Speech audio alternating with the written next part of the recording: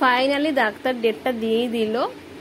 তা ভীষণ আনন্দ হচ্ছে, আবার একদিকে টেনশনও হচ্ছে যে ডেটটা দিয়ে দিয়েছে এতদিন পর, মানে 9 মাস অপেক্ষা করার পর আজ ফাইনালি সেই দিনটা আসতে চলেছে আমার জীবনে।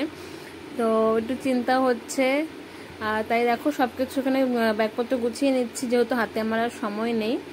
তো সব কিছু ডকুমেন্টস গুছিয়ে নিচ্ছি, ডাক্তারদের যত কাগজপত্র আছে যা যা আছে আর যা যা ডকুমেন্টস লাগে আর কি, নার্সিংহোমে জমা দিতে লাগবে সব কিছু ডকুমেন্টস গুছিয়ে নিচ্ছি। তাই তোমার দাদাভাইকে বুঝাচ্ছিলাম যে ডকুমেন্টসের কাজ হয়ে গেলে এখানে রাখবো ওখানে রাখবা, কেন ও তো সব কিছু গুছিয়ে রাখতে পারে না দেখে, তাই বোঝাচ্ছিলাম কাজ হয়ে গেলে কোথায় কোথায় কি রাখবে। তাই কি কি লাগবে না লাগবে সব কিছু ব্যাগপত্র গুছিয়ে নিচ্ছি। তাই একটু টেনশনও হচ্ছে, যেহেতু হাতে আর সময় নেই আমার। কি কি কোন কোন শাড়ি শাড়ি লাগবে সব গুছিয়ে নিচ্ছি ব্যাগে আস্তে আস্তে করে। বেশি চিন্তা করাও যাবে না, চিন্তা করলে আবার প্রেশার হাই হয়ে যাবে, তো সমস্যা আছে। তাই জন্য আবার একটু মনে মনে আনন্দ হচ্ছে, যেহেতু 9 মাস অপেক্ষা করে আছে এই দিনটার জন্য, যে কখন সেই দিনটা আসবে, কখন সেই পুচকুকে দেখবো আমি। তাই জন্য মনে মনে আনন্দ হচ্ছে ভীষণ, আবার একটু ভয়ও হচ্ছে।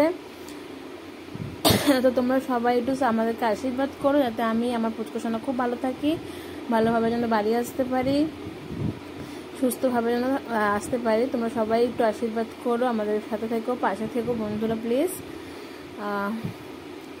আস্তে আস্তে সব দেখো গুছিয়ে নিচ্ছে ব্যাগপত্র, কত কিছু লাগে, কত কিছু টুকিটাকি অনেক কিছু, নার্সিংহোমে যাওয়ার জন্য টুকিটাকি কত কিছু লাগে। তাই সব কিছু ভালো করে দেখে নিচ্ছি। তোমরা সবাই খুব ভালো থেকো আর আমাদেরকে আশীর্বাদ করো, যাতে আমরা সুস্থভাবে বাড়ি আসতে